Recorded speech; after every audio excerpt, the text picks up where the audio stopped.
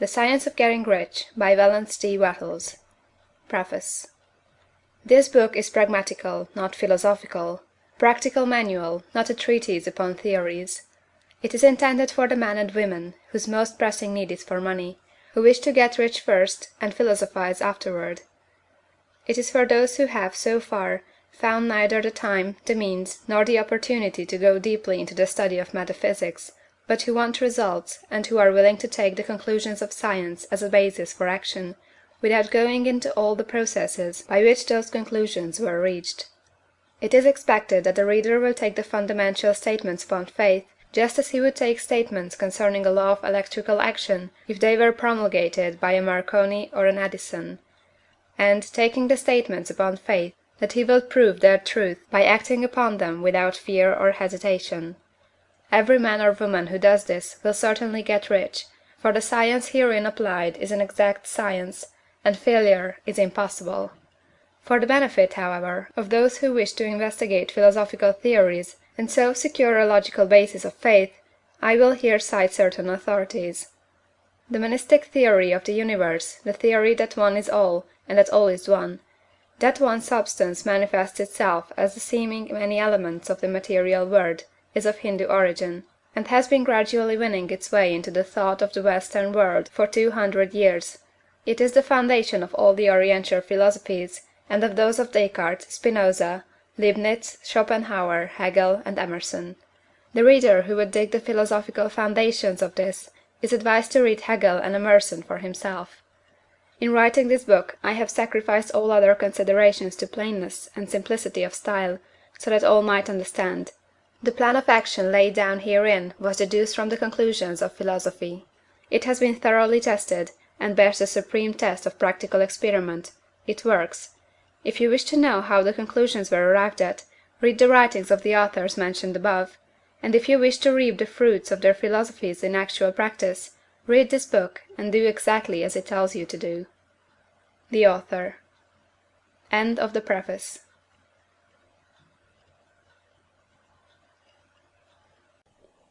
Chapter 1. The Right to be Rich. Whatever may be said in praise of poverty, the fact remains that it is not possible to live a really complete or successful life unless one is rich. No man can rise to his greatest possible height in talent or soul development unless he has plenty of money, for to unfold the soul and to develop talent he must have many things to use, and he cannot have these things unless he has money to buy them with. A man develops in mind, soul, and body by making use of things, and society is so organized that man must have money in order to become the possessor of things. Therefore, the basis of all advancement for man must be the science of getting rich. The object of all life is development, and everything that lives has an inalienable right to all the development it is capable of attaining. Man's right to life means his right to have the free and unrestricted use of all the things which may be necessary to his fullest mental, spiritual, and physical unfoldment, or, in other words, his right to be rich. In this book I shall not speak of riches in a figurative way. To be really rich does not mean to be satisfied or contented with a little. No man ought to be satisfied with a little if he is capable of using and enjoying more. The purpose of nature is the advancement and unfoldment of life, and every man should have all that can contribute to the power, elegance, beauty, and richness of life. To be content with less is sinful. The man who owns all he wants for the living of all the life he is capable of living is rich, and no man who has not plenty of money can have all he wants. Life has advanced so far, and become so complex, that even the most ordinary man or woman requires a great amount of wealth in order to live in a manner that even approaches completeness. Every person naturally wants to become all that they are capable of becoming. This desire to realize innate possibilities is inherent in human nature. We cannot help wanting to be all that we can be. Success in life is becoming what you want to be. You can become what you want to be only by making use of things, and you can have the free use of things only as you become rich enough to buy them. To understand the science of getting rich is therefore the most essential of all knowledge. There is nothing wrong in wanting to get rich. The desire for riches is really the desire for a richer, fuller, and more abundant life, and that desire is praiseworthy. The man who does not desire to live more abundantly is abnormal. and so the man who does not desire to have money enough to buy all he wants is abnormal. There are three motives for which we live. We live for the body, we live for the mind, we live for the soul. No one of these is better or holier than the other. All are alike desirable, and no one of the three, body, mind, or soul, can live fully if either of the others is cut short of full life and expression. It is not right or noble to live only for the soul and deny mind or body, and it is wrong to live for the intellect and deny body or soul. We are all acquainted with the loathsome consequences of living for the body and denying both mind and soul, and we can see that real life means the complete expression of all that man can give forth through body, mind, and soul. Whatever he can say, no man can be really happy or satisfied unless his body is living fully in every function, and unless the same is true for his mind and his soul. Wherever there is unexpressed possibility, or function not performed, there is unsatisfied desire. Desire is possibility seeking expression, or function seeking performance. Man cannot live fully in body without good food, comfortable clothing, and warm shelter, and without freedom from excessive toil. Rest and recreation are also necessary for his physical life. He cannot live fully in mind without books and time to study them, without opportunity to travel and observation, or without intellectual companionship. To live fully in mind he must have intellectual recreations, and must surround himself with all the objects of art and beauty he is capable of using and appreciating. To live fully in soul, man must have love, and love is denied expression by poverty. A man's highest happiness is found in the bestowal of benefits on those he loves. Love finds its most natural and spontaneous expression in giving. The man who has nothing to give cannot fill his place as a husband or father, as a citizen, or as a man. It is in the use of material things that a man finds full life for his body, develops his mind, and unfolds his soul. It is therefore for supreme importance to him that he should be rich. It is perfectly right that you should desire to be rich. If you are a normal man or woman, you cannot help doing so. It is perfectly right that you should give your best attention to the science of getting rich, for it is the noblest and most necessary of all studies. If you neglect this study, you are derelict in your duty to yourself, to God and humanity, for you can render to God and humanity no greater service than to make the most of yourself. End of Chapter 1.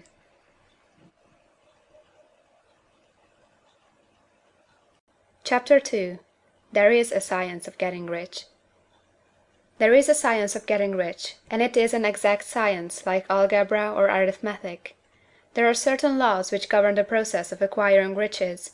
Once these laws are learned and obeyed by any man, he will get rich with mathematical certainty. The ownership of money and property comes as a result of doing things in a certain way.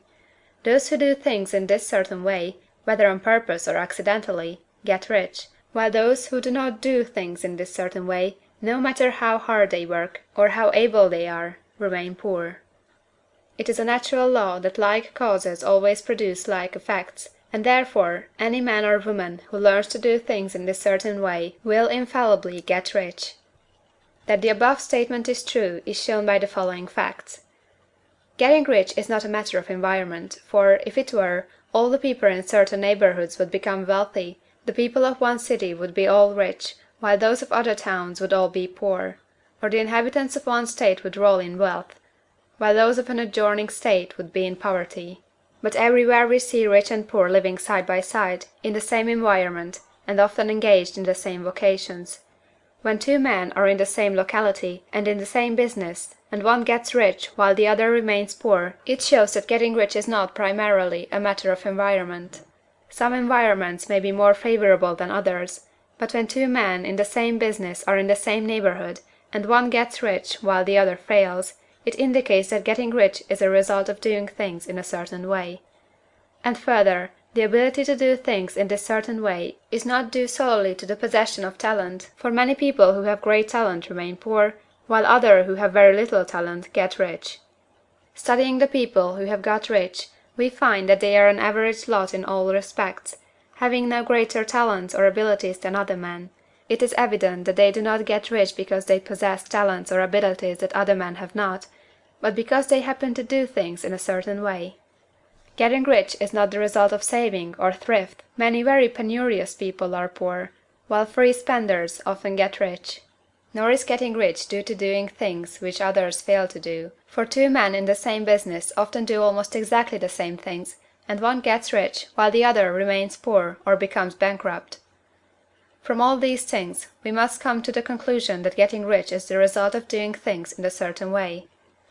If getting rich is the result of doing things in a certain way, and if like causes always produce like effects, then any man or woman who can do things in that way can become rich, and the whole matter is brought within the domain of exact science.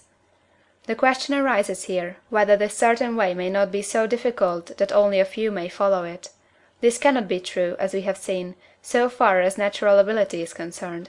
Talented people get rich, and blockheads get rich. Intellectually brilliant people get rich, and very stupid people get rich. Physically strong people get rich, and weak and sickly people get rich. Some degree of ability to think and understand is, of course, essential. But in so far natural ability is concerned, any man or woman who has sense enough to read and understand these words can certainly get rich. Also, we have seen that it is not a matter of environment. Location counts for something. One would not go to the heart of the Sahara and expect to do successful business. Getting rich involves the necessity of dealing with men, and of being where there are people to deal with. And if these people are inclined to deal in the way you want to deal, so much the better. But that is about as far as environment goes. If anybody else in your town can get rich, so can you. And if anybody else in your state can get rich, so can you. Again, it is not a matter of choosing some particular business or profession. People get rich in every business and in every profession, while their next-door neighbors on the same vocation remain in poverty.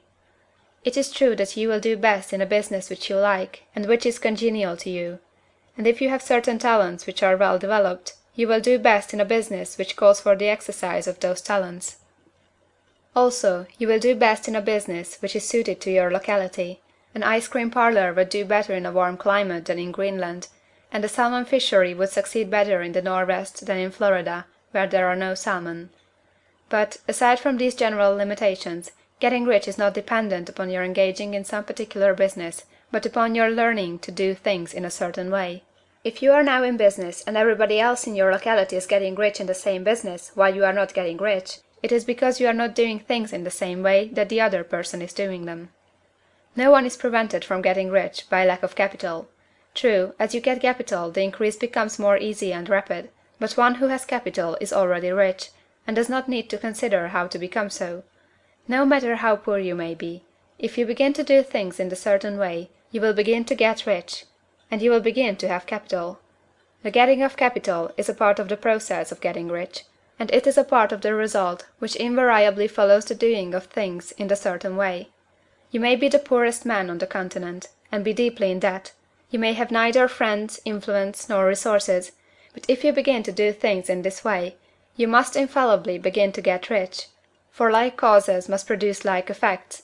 If you have no capital, you can get capital. If you are in the wrong business, you can get into the right business.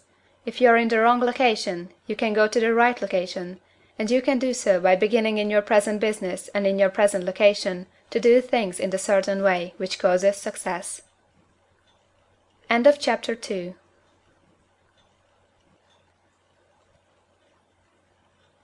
Chapter 3. Is opportunity monopolized?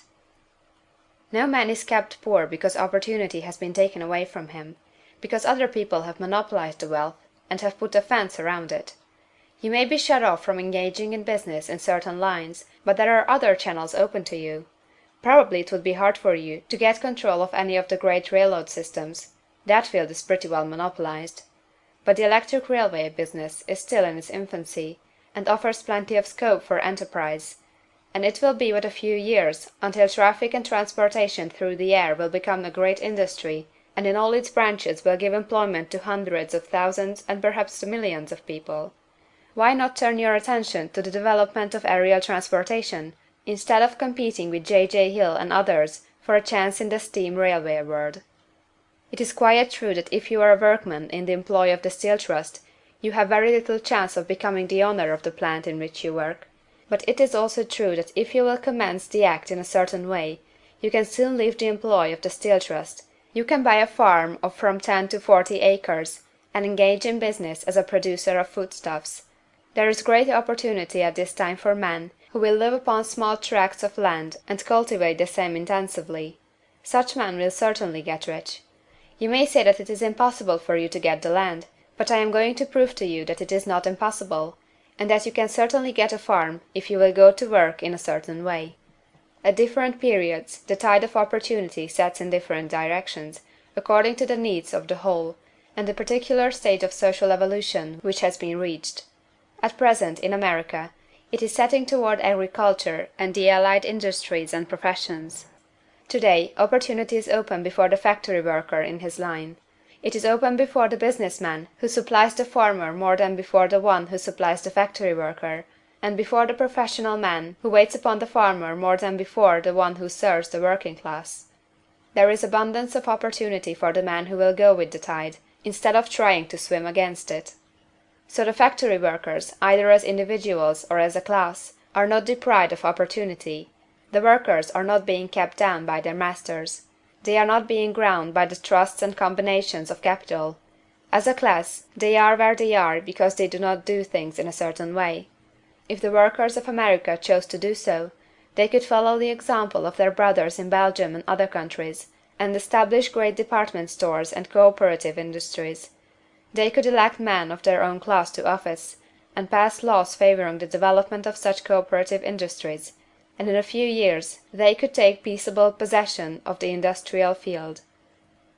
The working class may become the master class whenever they will begin to do things in a certain way. The law of wealth is the same for them as it is for all others. This they must learn, and they will remain where they are as long as they continue to do as they do. The individual worker, however, is not held down by the ignorance or the mental slothfulness of his class. He can follow the tide of opportunity to riches, and this book will tell them how. No one is kept in poverty by a shortness in the supply of riches. There is more than enough for all. A palace as large as the Capitol at Washington might be built for every family on earth from the building material in the United States alone, and under intensive cultivation this country would produce wool, cotton, linen, and silk enough to clothe each person in the world finer than Solomon was arrayed in all his glory, together with food enough to feed them all luxuriously.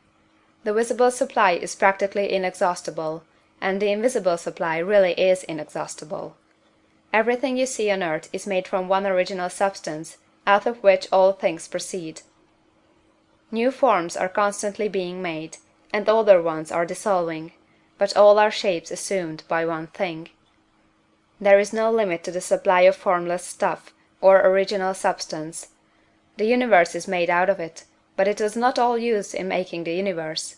The spaces in, through, and between the forms of the visible universe are permeated and filled with the original substance, with the formless stuff, with the raw material of all things. 10,000 times as much as has been made might still be made, and even then we should not have exhausted the supply of universal raw material. No man, therefore, is poor because nature is poor, or because there is not enough to go round. Nature is an inexhaustible storehouse of riches. The supply will never run short. Original substance is alive with creative energy, and is constantly producing more forms. When the supply of building material is exhausted, more will be produced. When the soil is exhausted, so that foodstuffs and materials for clothing will no longer grow upon it, it will be renewed, or more soil will be made. When all the gold and silver has been dug from the earth, if man is still in such a stage of social development that he needs gold and silver, more will be produced from the formless. The formless stuff responds to the needs of man, it will not let him be without any good thing. This is true of man collectively. The race as a whole is always abundantly rich, and if individuals are poor, it is because they do not follow the certain way of doing things which makes the individual man rich. The formless stuff is intelligent. It is stuff which thinks. It is alive, and is always impelled toward more life. It is the natural and inherent impulse of life to seek to live more. It is the nature of intelligence to enlarge itself, and of consciousness to seek to extend its boundaries and find fuller expression.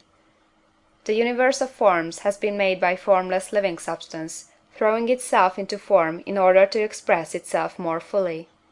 The universe is a great living presence, always moving inherently toward more life and fuller functioning. Nature is formed for the advancement of life; its impelling motive is the increase of life. For this cause, everything which can possibly minister to life is bountifully provided; there can be no lack unless God is to contradict himself and nullify his own works. You are not kept poor by lack in the supply of riches. It is a fact that I shall demonstrate a little farther on, that even the resources of the formless supply are at the command of the man or woman who will act and think in a certain way.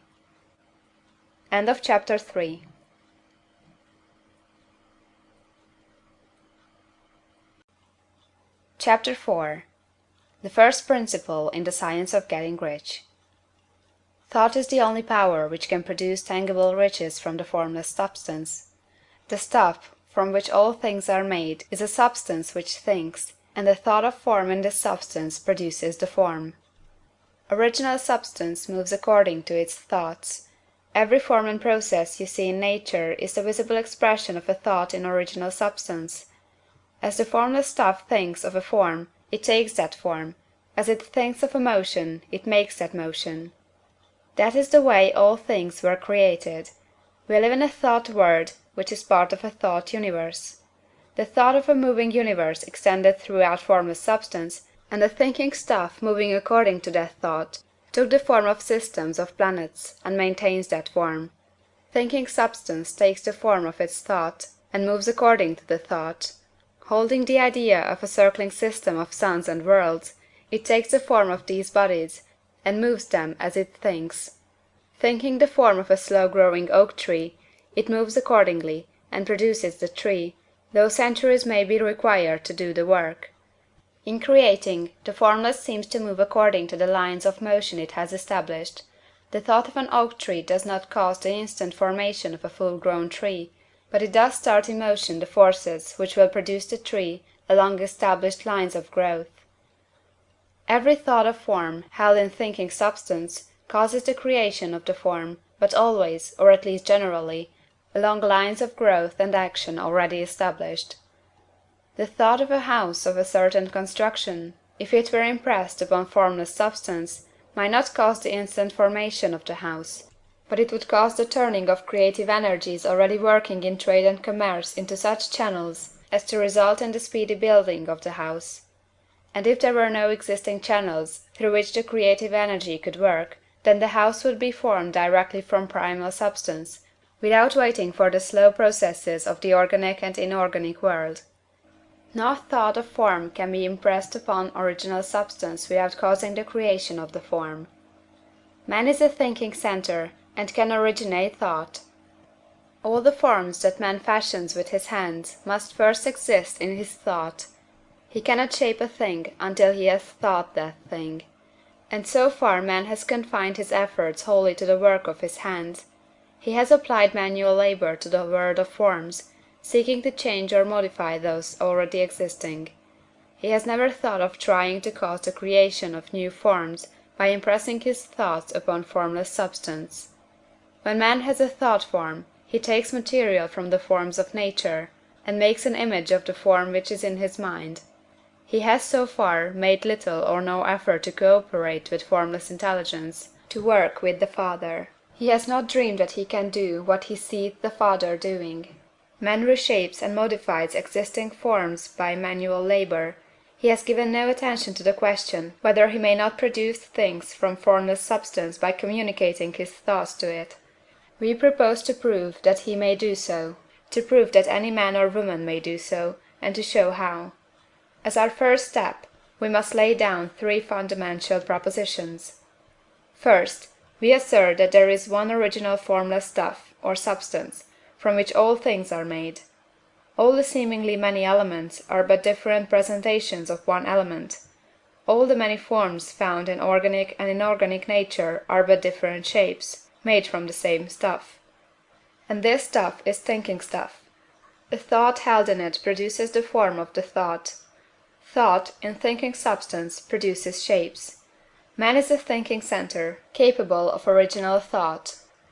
If man can communicate his thought to original thinking substance, he can cause the creation or formation of the thing he thinks about. To summarize this, there is the thinking stuff from which all things are made, and which, in its original state, permeates, penetrates, and fills the interspaces of the universe. A thought, in this substance, produces the thing that is imaged by the thought. Man can form things in his thought, and, by impressing his thought upon formless substance, can cause the thing he thinks about to be created. It may be asked if I can prove these statements, and without going into details, I answer that I can do so, both by logic and experience. Reasoning back from the phenomena of form and thought, I come to one original thinking substance, and reasoning forward from this thinking substance, I come to man's power to cause the formation of the thing he thinks about. And, by experiment, I find the reasoning true, and this is my strongest proof. If one man who reads this book gets rich by doing what it tells him to do, that is evidence in support of my claim. But if every man who does what it tells him to do gets rich, that is positive proof until someone goes through the process and fails. The theory is true until the process fails, and this process will not fail, for every man who does exactly what this book tells him to do will get rich. I have said that men get rich by doing things in a certain way, and in order to do so, man must become able to think in a certain way. A man's way of doing things is the direct result of the way he thinks about things. To do things in a way you want to do them, you will have to acquire the ability to think the way you want to think. This is the first step toward getting rich. To think what you want to think is to think truth, regardless of appearances. Every man has the natural and inherent power to think what he wants to think, but it requires far more effort to do so than it does to think the thoughts which are suggested by appearances. To think according to appearance is easy. To think truth, regardless of appearances, is laborious, and requires the expenditure of more power than any other work man is called upon to perform. There is no labor from which most people shrink as they do from that of sustained and consecutive thought. It is the hardest work in the world. This is especially true when truth is contrary to appearances. Every appearance in the visible world tends to produce a corresponding form in the mind which observes it, and this can only be prevented by holding the thought of the truth. To look upon the appearance of disease will produce the form of disease in your own mind, and ultimately in your body, unless you hold the thought of the truth, which is that there is no disease, it is only an appearance, and the reality is health. To look upon the appearances of poverty will produce corresponding forms in your own mind, unless you hold to the truth that there is no poverty, there is only abundance. To think health when surrounded by the appearances of disease, or to think riches when in the midst of appearances of poverty, requires power. But he who acquires this power becomes a master mind. He can conquer fate, he can have what he wants. This power can only be acquired by getting hold of the basic fact which is behind all appearances, and that fact is that there is one thinking substance from which and by which all things are made. Then we must grasp the truth that every thought held in this substance becomes a form, and that man can so impress his thoughts upon it as to cause them to take form and become visible things. When we realize this, we lose all doubt and fear, for we know that we can create we want to create, we can get what we want to have, and can become what we want to be. As a first step toward getting rich, you must believe the three fundamental statements given previously in this chapter, and in order to emphasize them, I repeat them here. There is a thinking stuff from which all things are made, and which, in its original state, permeates, penetrates, and fills the interspaces of the universe. A thought, in this substance, produces the thing that is imaged by the thought. Man can form things in his thought, and, by impressing his thought upon formless substance, can cause the thing he thinks about to be created. You must lay aside all other concepts of the universe than this monistic one, and you must dwell upon this until it is fixed in your mind, and has become your habitual thought. Read these creed statements over and over again, fix every word upon your memory, and meditate upon them until you firmly believe what they say. If a doubt comes to you, cast it aside as a sin. Do not listen to arguments against this idea. Do not go to churches or lectures where a contrary concept of things is taught or preached. Do not read magazines or books which teach a different idea. If you get mixed up in your faith, all your efforts will be in vain. Do not ask why these things are true, nor speculate as to how they can be true. Simply take them on trust. The science of getting rich begins with the absolute acceptance of this faith. End of chapter 4.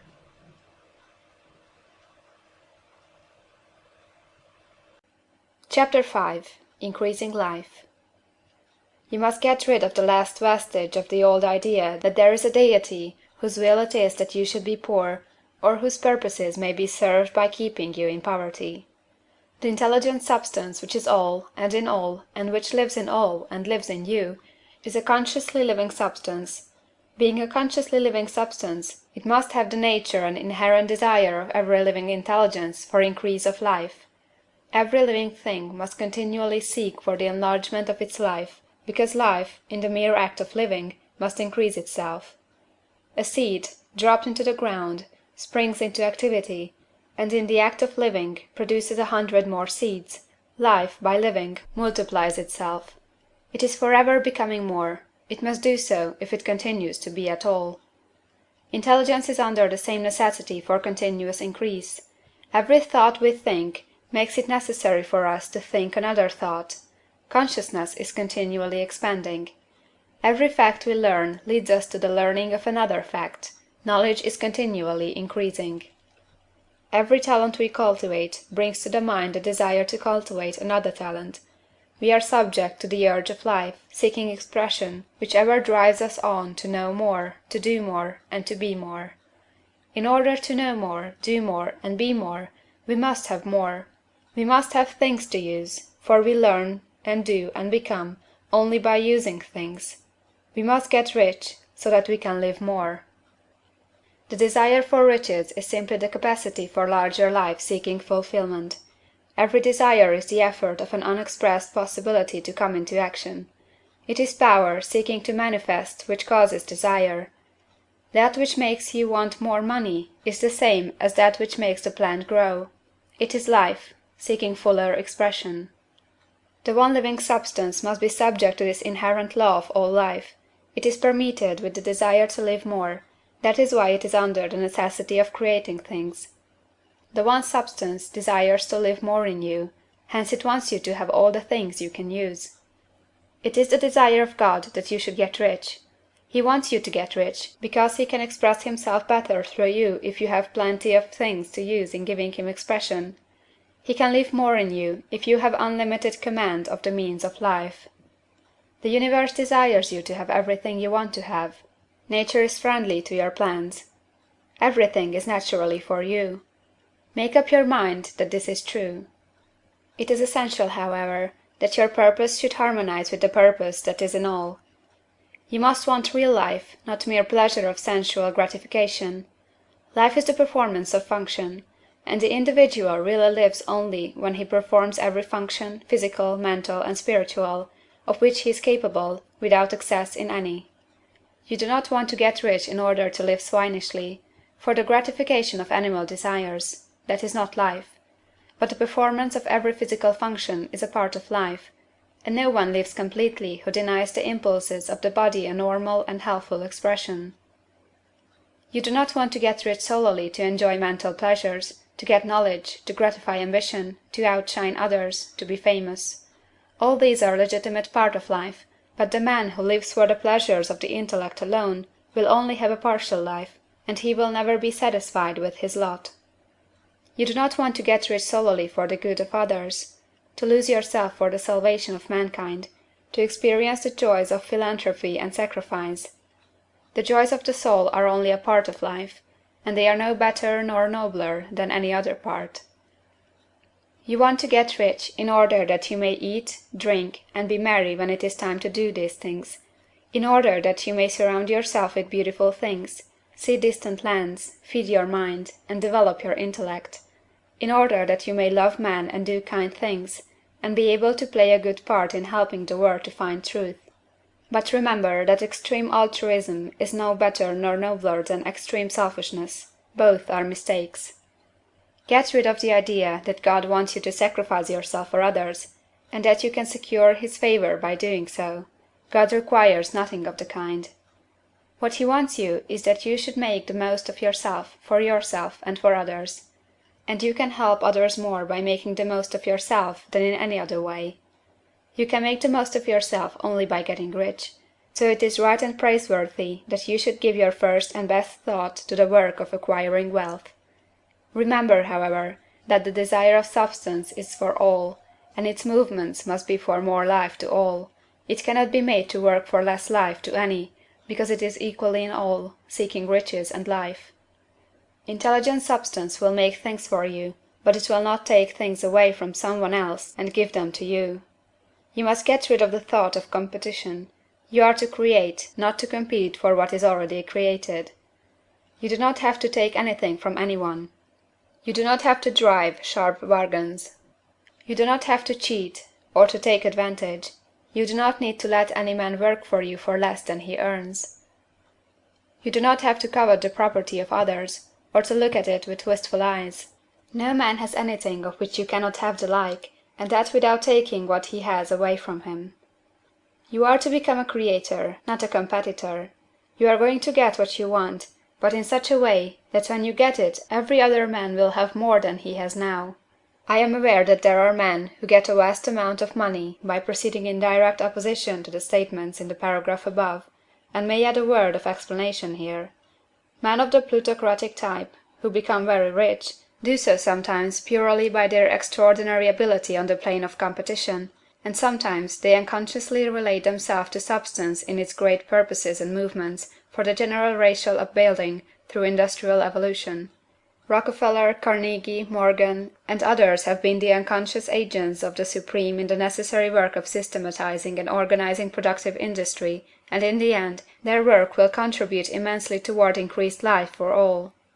Their day is nearly over. They have organized production, and will soon be succeeded by the agents of the multitude who will organize the machinery of distribution. The multimillionaires are like the monster reptiles of the prehistoric eras. They play a necessary part in the evolutionary process, but the same power which produced them will dispose of them. And it is well to bear in mind that they have never been really rich. A record of the private lives of most of this class will show that they have really been the most abject and wretched of the poor. Riches secured on the competitive plane are never satisfactory and permanent. They are yours today and another's tomorrow. Remember, if you are to become rich in a scientific and certain way, you must rise entirely out of the competitive thought. You must never think for a moment that the supply is limited. Just as soon as you begin to think that all the money is being cornered and controlled by bankers and others, and that you must exert yourself to get laws passed to stop this process and so on, in that moment you drop into the competitive mind, and your power to cause creation is gone for the time being, and what is worse, you will probably arrest the creative movements you have already instituted. Know that there are countless millions of dollars worth of gold in the mountains of the earth, not yet brought to light, and know that if there were not, more would be created from thinking substance to supply your needs. Know that the money you need will come, even if it is necessary for 1,000 men to be led to the discovery of new gold mines tomorrow. Never look at the visible supply, look always at the limitless riches in formless substance, and know that they are coming to you as fast as you can receive and use them. Nobody, by cornering the visible supply, can prevent you from getting what is yours. So never allow yourself to think for an instant that all the best building spots will be taken before you get ready to build your house, unless you hurry. Never worry about the trusts and combines, and get anxious for fear they will soon come to own the whole earth. Never get afraid that you will lose what you want because some other person beats you to it. That cannot possibly happen. You are not seeking anything that is possessed by anybody else.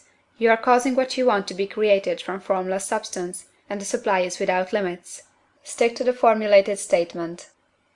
There is a thinking stuff from which all things are made, and which, in its original state, permeates, penetrates, and fills the interspaces of the universe. A thought, in this substance, produces the thing that is imaged by the thought. Man can form things in his thought, and, by impressing his thought upon formless substance, can cause the thing he thinks about to be created. End of chapter 5.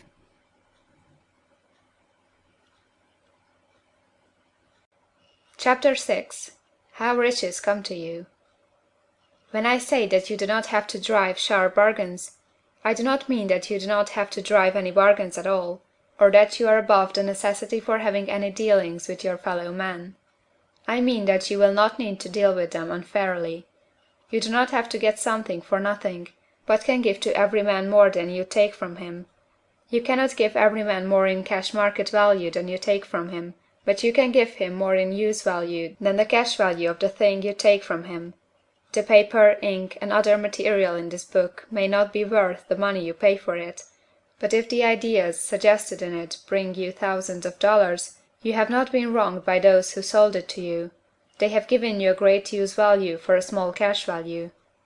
Let us suppose that I own a picture by one of the greatest artists, which, in any civilized community, is worth thousands of dollars.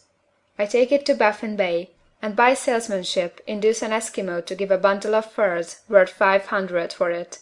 I have really wronged him, for he has no use for the picture. It has no use value to him. It will not add to his life. But suppose I give him a gun, worth $50 for his furs. Then he has made a good bargain. He has use for the gun. It will get him many more furs and much food. It will add to his life in every day. It will make him rich. When you rise from the competitive to the creative plane, you can scan your business transactions very strictly, and if you are selling any man anything which does not add more to his life than the thing he gives you in exchange, you can afford to stop it.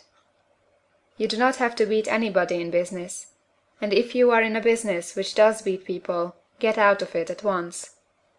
Give every man more in use value than you take from him in cash value. Then you are adding to the life of the world by every business transaction.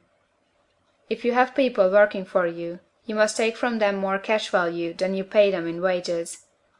But you can so organize your business that it will be filled with the principle of advancement, and so that each employee who wishes to do so may advance a little every day. You can make your business do for your employees what this book is doing for you. You can so conduct your business that it will be a sort of ladder, by which every employee who will take the trouble may climb to riches himself, and given the opportunity, if he will not do so, it is not your fault. And finally, because you are to cause the creation of your riches from formless substance which permeates all your environment, it does not follow that they are to take shape from the atmosphere and come into being before your eyes. If you want a sewing machine, for instance, I do not mean to tell you that you are to impress the thought of a sewing machine on thinking substance until the machine is formed without hands, in the room where you sit or elsewhere.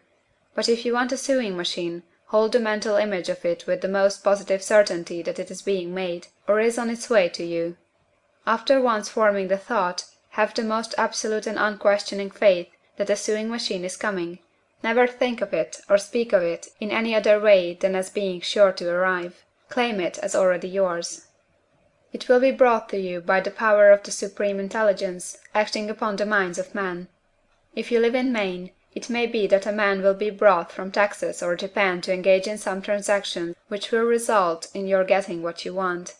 If so, the whole matter will be as much to that man's advantage as it is to yours. Do not forget for a moment that the thinking substance is through all, in all, communicating with all, and can influence all. The desire of thinking substance for fuller life and better living has caused the creation of all the sewing machines already made, and it can cause the creation of millions more, and will, whenever men set it in motion by desire and faith, and by acting in a certain way. You can certainly have a sewing machine in your house, and it is just as certain that you can have any other thing or things which you want, and which you will use for the advancement of your own life and the lives of others. You need not hesitate about asking largely. It is your Father's pleasure to give you the kingdom, said Jesus. Original substance wants to live all that is possible in you, and wants you to have all that you can or will use for the living of the most abundant life. If you fix upon your consciousness the fact that the desire you feel for the possession of riches is one with the desire of omnipotence for more complete expression, your faith becomes invincible. Once I saw a little boy sitting at a piano and vainly trying to bring harmony out of the keys. and I saw that he was grieved and provoked by his inability to play real music. I asked him the cause of this vexation, and he answered, "I can feel the music in me, but I can't make my hands go right." The music in him was the urge of original substance, containing all the possibilities of all life. All that there is of music was seeking expression through the child. God, the one substance, is trying to live and do and enjoy things through humanity. He is saying, "I want hands to build wonderful structures, to play divine harmonies, to paint glorious pictures. I want feet to run my errands, eyes to see my beauties, tongues to tell mighty truths, and to sing marvelous songs," and so on. All that there is of possibility is seeking expression through man. God wants those who can play music to have pianos and every other instrument, and to have the means to cultivate their talents to the fullest extent. He wants those who can appreciate beauty to be able to surround themselves with beautiful things. He wants those who can discern the truth to have every opportunity to travel and observe. He wants those who can appreciate dress to be beautifully clothed, and those who can appreciate good food to be luxuriously fed. He wants all these things, because it is himself that enjoys and appreciates them. It is God who wants to play, and sing, and enjoy beauty, and proclaim truth, and wear fine clothes, and eat good foods. "It is God that worketh in you to will and to do," said Paul. The desire you feel for riches is the infinite seeking to express himself in you, as he sought to find expression in the little boy at the piano. So you need not hesitate to ask largely. Your part is to focalize and express the desire to God. This is a difficult point with most people. They retain something of the old idea that poverty and self-sacrifice are pleasing to God. They look upon poverty as a part of the plan, a necessity of nature.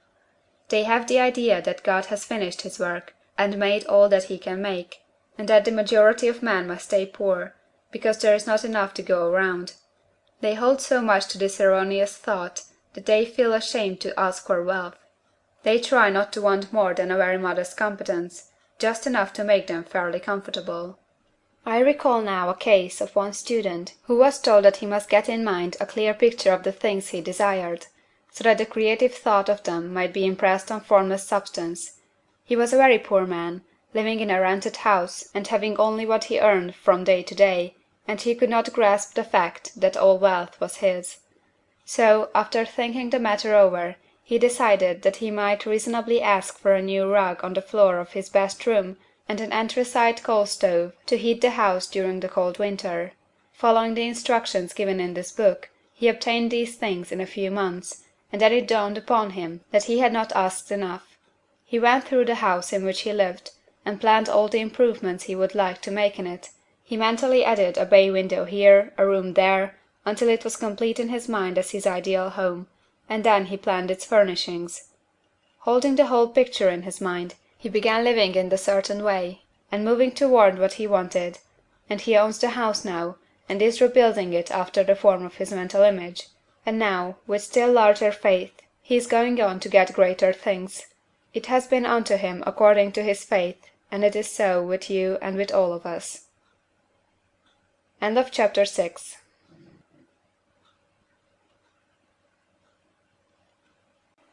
Chapter 7. Gratitude. The illustrations given in the last chapter will have conveyed to the reader the fact that the first step toward getting rich is to convey the idea of your wants to the formless substance.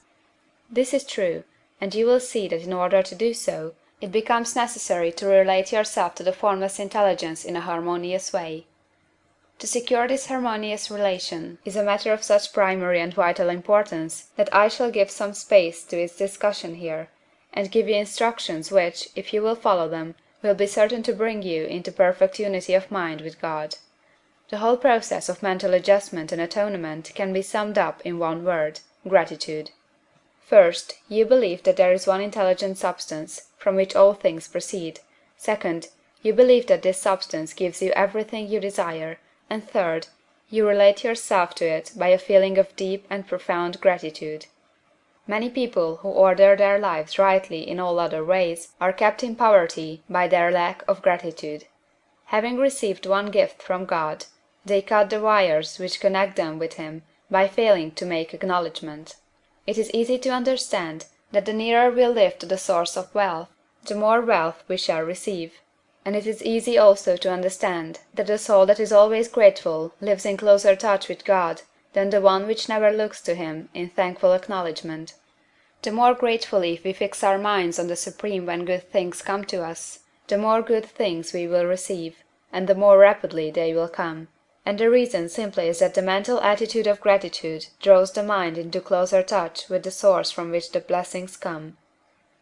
If it is a new thought to you that gratitude brings your whole mind into closer harmony with the creative energies of the universe, consider it well, and you will see that it is true. The good things you already have come to you along the line of obedience to certain laws. Gratitude will lead your mind out along the ways by which things come, and it will keep you in close harmony with creative thought and prevent you from falling into competitive thought. Gratitude alone can keep you looking toward the All, and prevent you from falling into the error of thinking of the supply as limited, and to do that would be fatal to your hopes. There is a law of gratitude, and it is absolutely necessary that you should observe the law, if you are to get the results you seek. The law of gratitude is the natural principle that action and reaction are always equal, and in opposite directions. The grateful outreaching of your mind in thankful praise to the Supreme is a liberation or expenditure of force. It cannot fail to reach that to which it addressed, and the reaction is an instantaneous movement towards you. Draw nigh unto God, and he will draw nigh unto you. That is a statement of psychological truth. And if your gratitude is strong and constant, the reaction in formless substance will be strong and continuous. The movement of the things you want will be always toward you. Notice the grateful attitude that Jesus took, how he always seems to be saying, I thank thee, Father, that thou hearest me. You cannot exercise much power without gratitude, for it is gratitude that keeps you connected with power. But the value of gratitude does not consist solely in getting you more blessings in the future. Without gratitude you cannot long keep from dissatisfied thought regarding things as they are. The moment you permit your mind to dwell with dissatisfaction upon things as they are, you begin to lose ground. You fix attention upon the common, the ordinary, the poor, and the squalid and mean, and your mind takes the form of these things. Then you will transmit these forms or mental images to the formless, and the common, the poor, the squalid, the mean will come to you. To permit your mind to dwell upon the inferior is to become inferior and to surround yourself with inferior things. On the other hand, to fix your attention on the best is to surround yourself with the best, and to become the best. The creative power within us makes us into the image of that to which we give our attention. We are thinking substance, and thinking substance always takes the form of that to which it thinks about. The grateful mind is constantly fixed upon the best, therefore it tends to become the best. It takes the form or character of the best, and will receive the best. Also, faith is born of gratitude. The grateful mind continually expects good things, and expectation becomes faith. The reaction of gratitude upon one's own mind produces faith, and every outgoing wave of grateful thanksgiving increases faith. He who has no feeling of gratitude cannot long retain a living faith, and without a living faith you cannot get rich by the creative method, as we shall see in the following chapters. It is necessary, then, to cultivate the habit of being grateful for every good thing that comes to you, and to give thanks continuously. And because all things have contributed to your advancement, you should include all things in your gratitude. Do not waste time thinking or talking about the shortcomings or wrong actions of plutocrats or trust magnates. Their organization of the world has made your opportunity. All you get really comes to you because of them. Do not rage against corrupt politicians. If it were not for politicians, we should fall into anarchy, and your opportunity would be greatly lessened. God has worked a long time and very patiently to bring us up to where we are in industry and government, and He is going right on with His work. There is not the least doubt that He will do away the plutocrats, trust magnates, captains of industry, and politicians as soon as they can be spared. But in the meantime, behold, they are all very good. Remember that they are all helping to arrange the lines of transmission along which your riches will come to you, and be grateful to them all. This will bring you into harmonious relations with the good in everything, and the good in everything will move toward you. End of chapter 7.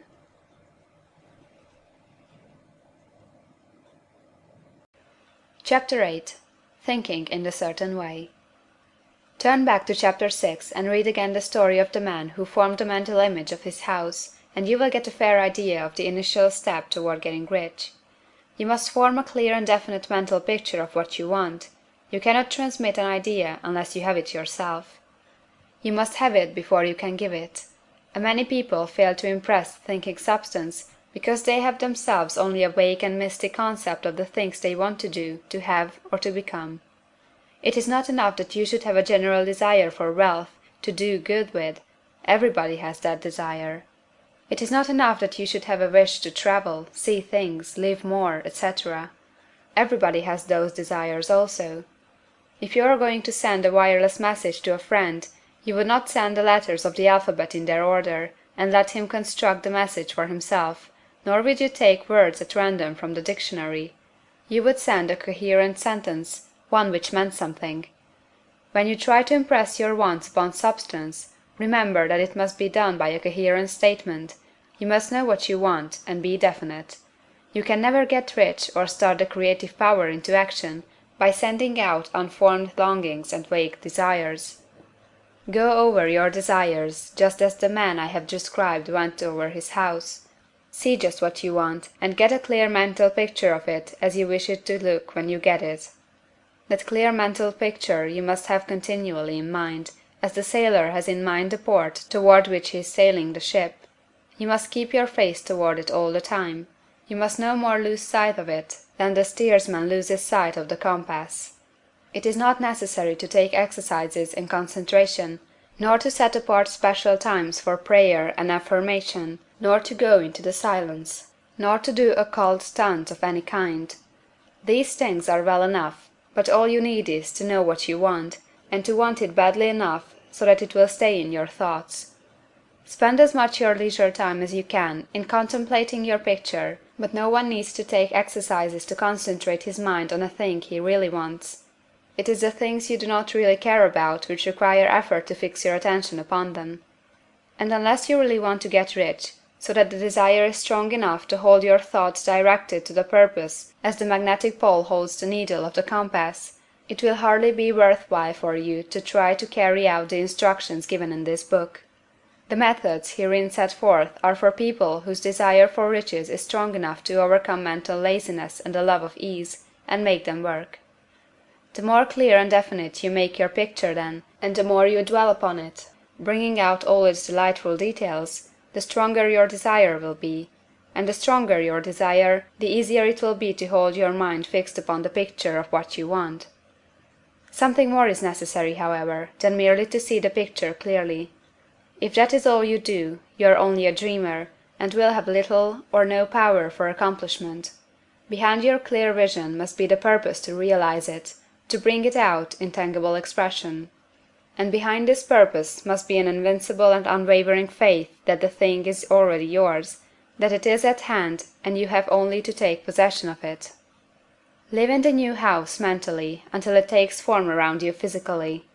In the mental realm, enter at once into full enjoyment of the things you want.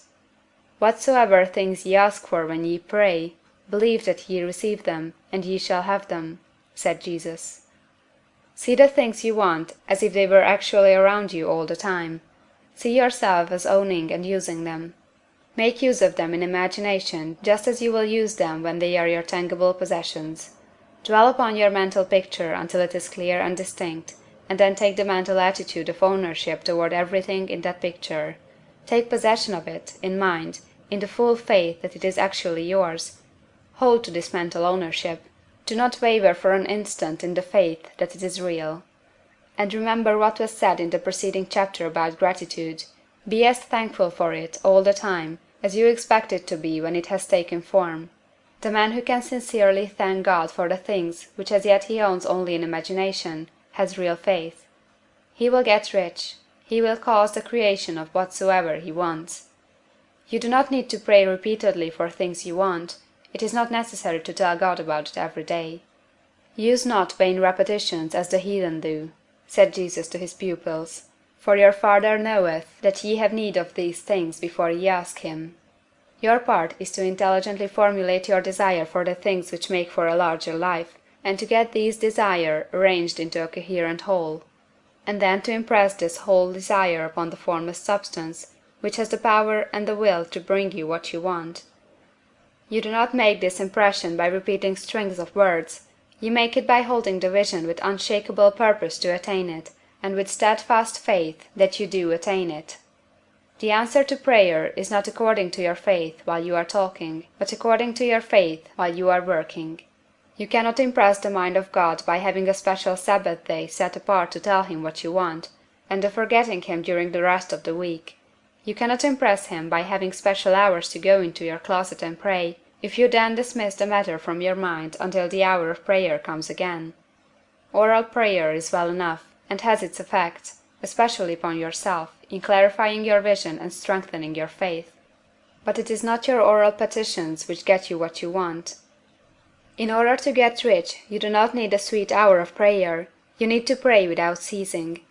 And by prayer I mean holding steadily to your vision, with a purpose to cause its creation into solid form, and the faith that you are doing so. Believe that ye receive them. The whole matter turns on receiving, once you have clearly formed your vision. When you have formed it, it is well to make an oral statement, addressing the Supreme in reverent prayer, and from that moment you must, in mind, receive what you ask for. Live in the new house, wear the fine clothes, ride in the automobile, go on the journey, and confidently plan for greater journeys. Think and speak of all the things you have asked for in terms of actual present ownership. Imagine an environment and a financial condition exactly as you want them, and live all the time in that imaginary environment and financial condition. Mind, however, that you do not do this as a mere dreamer or castle builder. Hold to the faith that the imaginary is being realized, and to the purpose to realize it. Remember that it is faith and purpose in the use of the imagination which makes the difference between the scientist and the dreamer. And having learned this fact, it is here that you must learn the proper use of the will. End of chapter 8.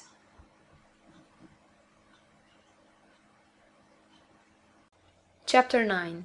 How to use the will.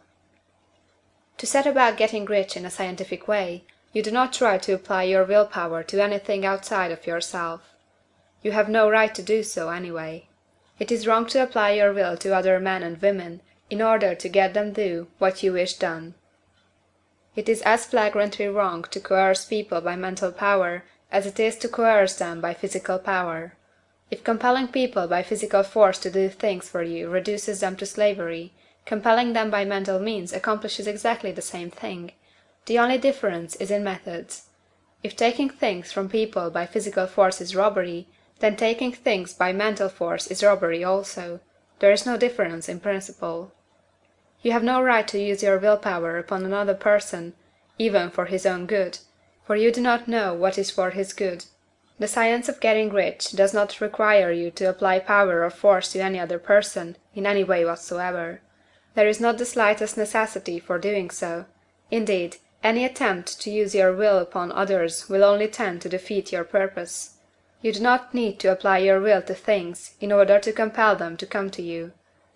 That would simply be trying to coerce God, and would be foolish and useless, as well as irreverent. You do not have to compel God to give you good things, any more than you have to use your willpower to make the sun rise. You do not have to use your willpower to conquer an unfriendly deity, or to make stubborn and rebellious forces do your bidding. Substance is friendly to you, and is more anxious to give you what you want than you are to get it. To get rich, you need only to use your willpower upon yourself. When you know what to think or do, then you must use your will to compel yourself to think and do the right things. That is the legitimate use of the will in getting what you want, to use it in holding yourself to the right course. Use your will to keep yourself thinking and acting in a certain way. Do not try to project your will, or your thoughts, or your mind out into space, to act on things or people. Keep your mind at home.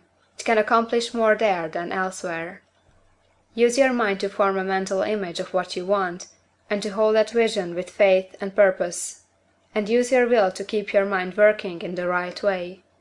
The more steady and continuous your faith and purpose, the more rapidly you will get rich, because you will make only positive impressions upon substance, and you will not neutralize or offset them by negative impressions. The picture of your desires, held with faith and purpose, is taken up by the Formless, and permits it to great distances throughout the universe for all I know. As this impression spreads, all things are set moving toward its realization. Every living thing, every inanimate thing, and the things yet uncreated, are stirred toward bringing into being that which you want. All force begins to be exerted in that direction. All things begin to move toward you. The minds of people, everywhere, are influenced toward doing the things necessary to the fulfilling of your desires, and they work for you unconsciously. But you can check all this by starting a negative impression in the formless substance.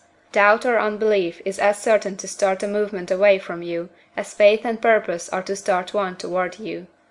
It is by not understanding this that most people who try to make use of mental science in getting rich make their failure. Every hour and moment you spend in giving heed to doubts and fears, every hour you spend in worry, every hour in which your soul is possessed by unbelief, sets a current away from you in the whole domain of intelligent substance. All the promises are unto them that believe, and unto them only. Notice how insistent Jesus was upon his point of belief, and now you know the reason why.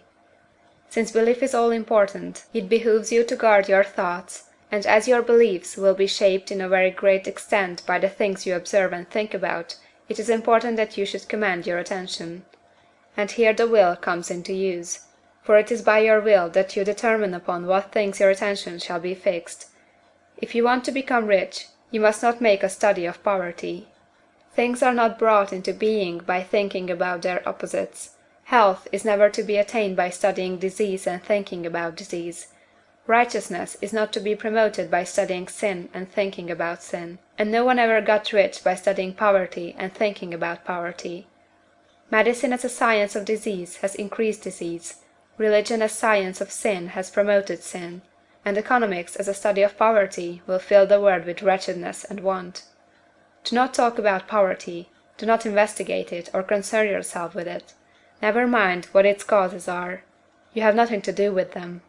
What concerns you is the cure. Do not spend your time in charitable work or charity movements. All charity only tends to perpetuate the wretchedness it aims to eradicate. I do not say that you should be hard-hearted or unkind, and refuse to hear the cry of need. But you must not try to eradicate poverty in any of the conventional ways. Put poverty behind you, and put all that pertains to it behind you, and make good. Get rich, that is the best way you can help the poor. And you cannot hold the mental image which is to make you rich, if you fill your mind with pictures of poverty. Do not read books or papers which give you circumstantial accounts of the wretchedness of the tenement dwellers, of the horrors of child labor, and so on. Do not read anything which fills your mind with gloomy images of want and suffering. You cannot help the poor in the least by knowing about these things, and the widespread knowledge of them does not tend to all to do away with poverty. What tends to do away with poverty is not the getting of pictures of poverty into your mind, but getting pictures of wealth into the minds of the poor. You are not deserting the poor in their misery when you refuse to allow your mind to be filled with pictures of that misery. Poverty can be done away with, not by increasing the number of well-to-do people to think about poverty, but by increasing the number of poor people who purpose with faith to get rich. The poor do not need charity, they need inspiration. Charity only sends them a loaf of bread to keep them alive in their wretchedness, or gives them an entertainment to make them forget for an hour or two, but inspiration will cause them to rise out of their misery. If you want to help the poor, demonstrate to them that they can become rich. Prove it by getting rich yourself. The only way in which poverty will ever be banished from this world is by getting a large and constantly increasing number of people to practice the teaching of this book. People must be taught to become rich by creation, not by competition. Every man who becomes rich by competition throws down behind him the ladder by which he rises, and keeps others down. But every man who gets rich by creation opens a way for thousands to follow him, and inspires them to do so. You are not showing hardness of heart or an unfeeling disposition when you refuse to pity poverty, see poverty, read about poverty, or think and talk about it, or to listen to those who do talk about it. Use your will power to keep your mind off the subject of poverty, and to keep it fixed with faith and purpose on the vision of what you want.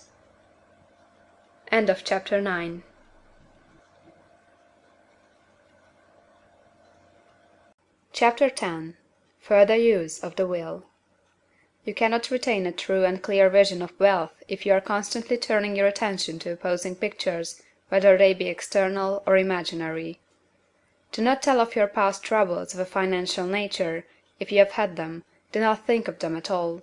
Do not tell of the poverty of your parents, or the hardships of your early life.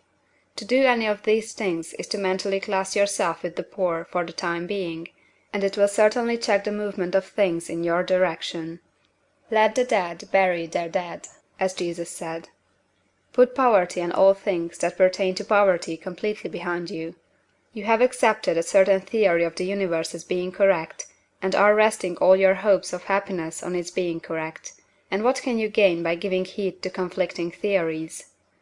Do not read religious books which tell you that the world is soon coming to an end. And do not read the writing of muckrakers and pessimistic philosophers who tell you that it is going to the devil. The world is not going to the devil, it is going to God. It is wonderful becoming. True, there may be a good many things in existing conditions which are disagreeable, but what is the use of studying them when they are certainly passing away, and when the study of them only tends to check their passing and keep them with us? Why give time and attention to things which are being removed by evolutionary growth, when you can hasten their removal only by promoting the evolutionary growth as far as your part of it goes? No matter how horrible in seeming may be the conditions in certain countries, sections, or places, you waste your time and destroy your own chances by considering them. You should interest yourself in the world's becoming rich. Think of the riches the world is coming into, instead of the poverty it is growing out of. And bear in mind that the only way in which you can assist the world in growing rich is by growing rich yourself through the creative method, not the competitive one. Give your attention wholly to the riches. Ignore poverty. Whenever you think or speak of those who are poor, think and speak of them as those who are becoming rich, as those who are to be congratulated rather than pitied. Then they and others will catch the inspiration and begin to search for the way out.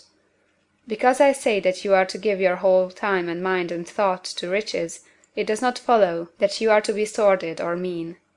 To become really rich is the noblest aim you can have in life, for it includes everything else. On the competitive plane, the struggle to get rich is a godless scramble for power over other men, but when we come into the creative mind, all this is changed. All that is possible in the way of greatness and soul unfoldment, of service and lofty endeavor, comes by way of getting rich. All is made possible by the use of things. If you lack for physical health, you will find that the attainment of it is conditional on your getting rich. Only those who are emancipated from financial worry and who have the means to live a carefree existence and follow hygienic practices can have and retain health. Moral and spiritual greatness is possible only to those who are above the competitive battle of existence, and only those who are becoming rich on the plane of creative thought are free from the degrading influences of competition. If your heart is set on domestic happiness, remember that love flourishes best where there is refinement, a high level of thought, and freedom from corrupting influences, and these are to be found only where riches are attained by the exercise of creative thought, without strife or rivalry. You can aim at nothing so great or noble, I repeat, as to become rich, and you must fix your attention upon your mental picture of riches, to the exclusion of all that may tend to dim or obscure the vision. You must learn to see the underlying truth in all things. You must see beneath all seemingly wrong conditions the great one life ever moving forward toward fuller expression and more complete happiness. It is the truth that there is no such thing as poverty, that there is only wealth. Some people remain in poverty because they are ignorant of the fact that there is wealth for them, and these can be best taught by showing them the way of affluence in your own person and practice.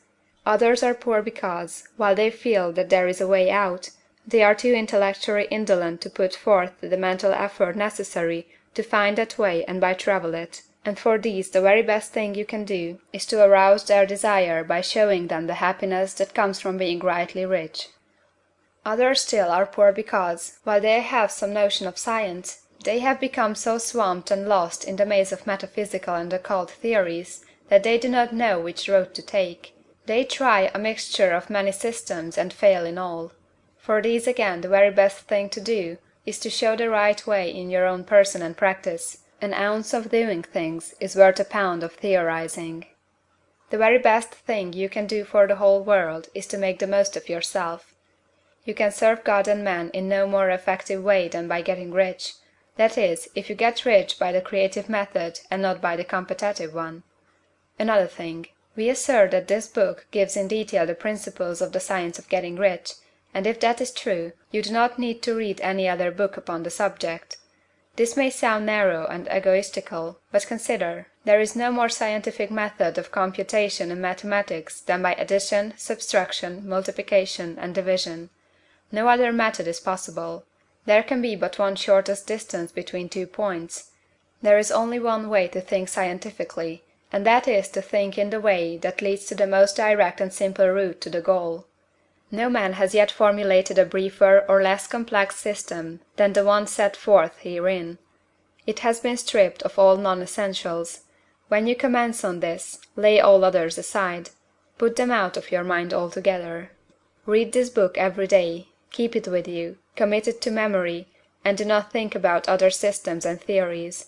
If you do, you will begin to have doubts, and to be uncertain and wavering in your thought, and then you will begin to make failures. After you have made good and become rich, you may study other systems as much as you please, but until you are quite sure that you have gained what you want, do not read anything on this line but this book, unless it be the authors mentioned in the preface. And read only the most optimistic comments on the world's news, those in harmony with your picture. Also, postpone your investigations into the occult. Do not dabble in theosophy, spiritualism, or kindred studies. It is very likely that the dead still live, and are near, but if they are, let them alone. Mind your own business. Wherever the spirits of the dead may be, they have their own work to do, and their own problems to solve, and we have no right to interfere with them. We cannot help them, and it is very doubtful whether they can help us, or whether we have any right to trespass upon their time if they can. Let the dead and the hereafter alone, and solve your own problem, get rich. If you begin to mix with the occult, you will start mental cross-currents which will surely bring your hopes to shipwreck. Now, this and the preceding chapters have brought us to the following statement of the basic facts. There is a thinking stuff from which all things are made, and which, in its original state, permeates, penetrates, and fills the interspaces of the universe. A thought in this substance produces the thing that is imaged by the thought. Man can form things in his thought, and, by impressing his thought upon formless substance, can cause the thing he thinks about to be created. In order to do this, man must pass from the competitive to the creative mind. He must form a clear mental picture of the things he wants, and hold this picture in his thoughts with the fixed purpose to get what he wants, and the unwavering faith that he does get what he wants, closing his mind against all that may tend to shake his purpose, dim his vision, or quench his faith.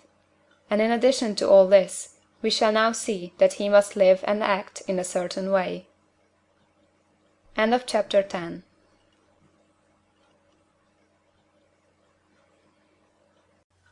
Chapter 11. Acting in a certain way. Thought is the creative power, or the impelling force which causes the creative power to act. Thinking in a certain way will bring riches to you, but you must not rely upon thought alone, paying no attention to personal action. That is the rock upon which many otherwise scientific metaphysical thinkers meet shipwreck, the failure to connect thought with personal action. We have not yet reached the stage of development, even supposing such a stage to be possible, in which man can create directly from formless substance without nature's processes or the work of human hands. Man must not only think, but his personal action must supplement his thought.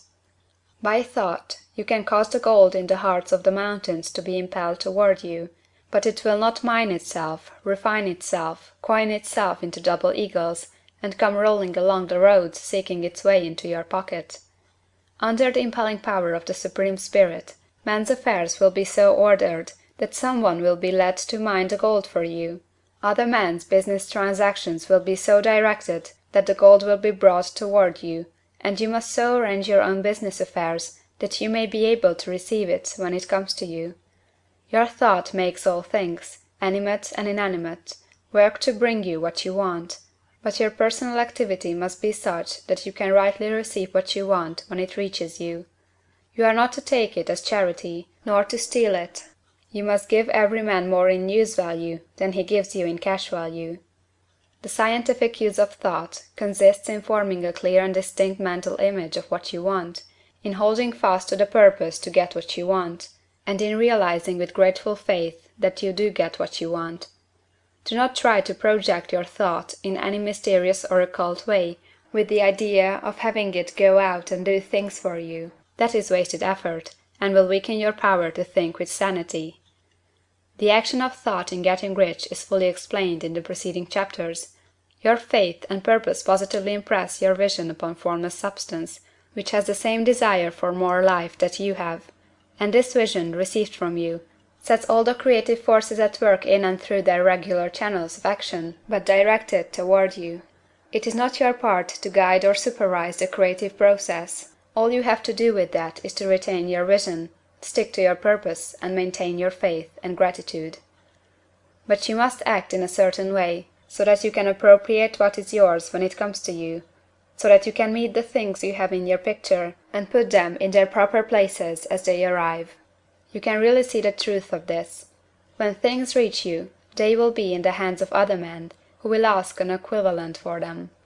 And you can only get what is yours by giving the other man what is his. Your pocketbook is not going to be transformed into a Fortunatus purse, which shall be always full of money without effort on your part. This is a crucial point in the science of getting rich. Right here, when thought and personal action must be combined, there are very many people who, consciously or unconsciously, set the creative forces in action by the strength and persistence of their desires, but who remain poor because they do not provide for the reception of the thing they want when it comes. By thought, the thing you want is brought to you; by action, you receive it. Whatever your action is to be, it is evident that you must act now. You cannot act in the past, and it is essential to the clearness of your mental vision that you dismiss the past from your mind. You cannot act in the future, for the future is not here yet. And you cannot tell how you will want to act in any future contingency until that contingency has arrived.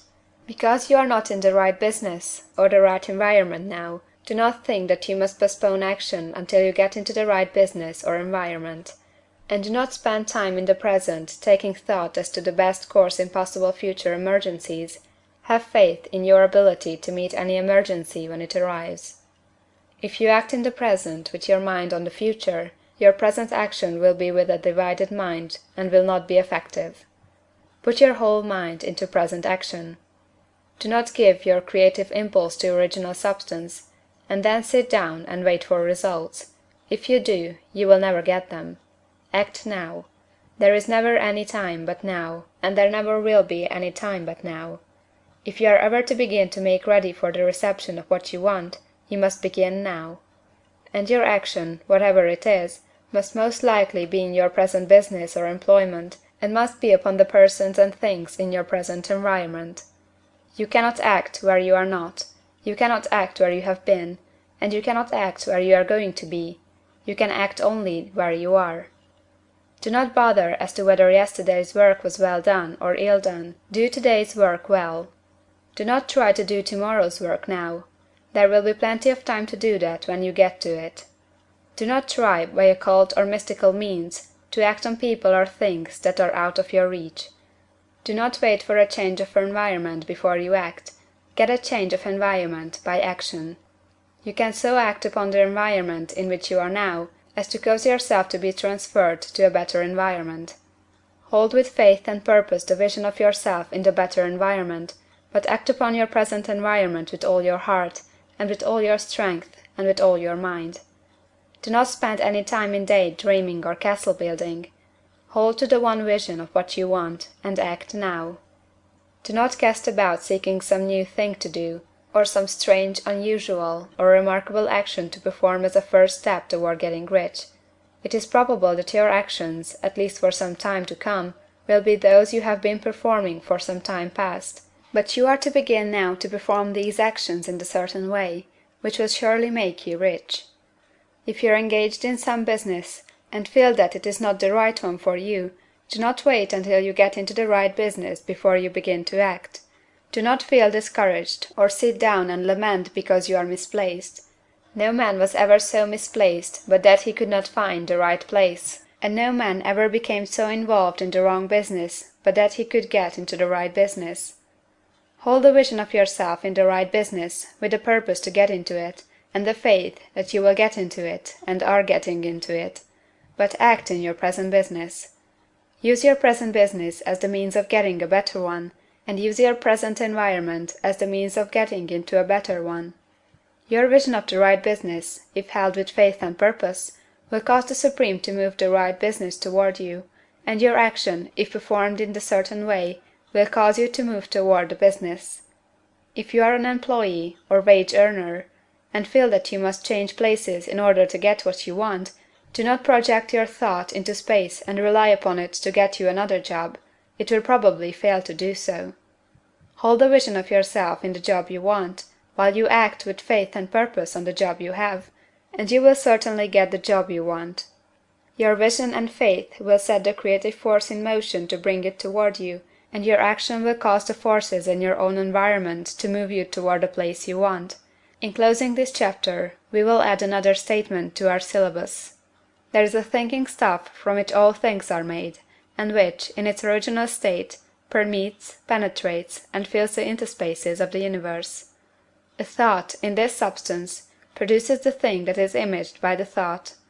Man can form things in his thought, and, by impressing his thought upon formless substance, can cause the thing he thinks about to be created. In order to do this, man must pass from the competitive to the creative mind.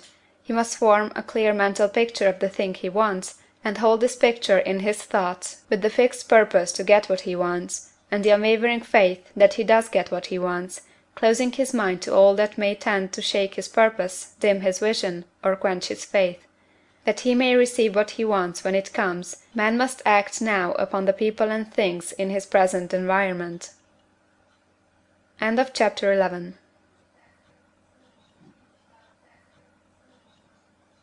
Chapter 12. Efficient Action.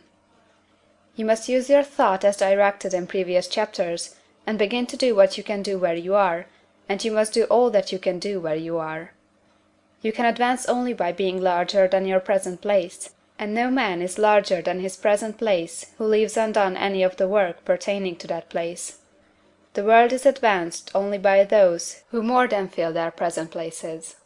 If no man quite filled his present place, you can see that there must be a going backward in everything. Those who do not quite fill their places are dead weight upon society, government, commerce, and industry. They must be carried along by others at a great expense. The progress of the world is retarded only by those who do not fill the places they are holding. They belong to a former age and a lower stage or plane of life, and their tendency is toward degeneration. No society could advance if every man was smaller than his place.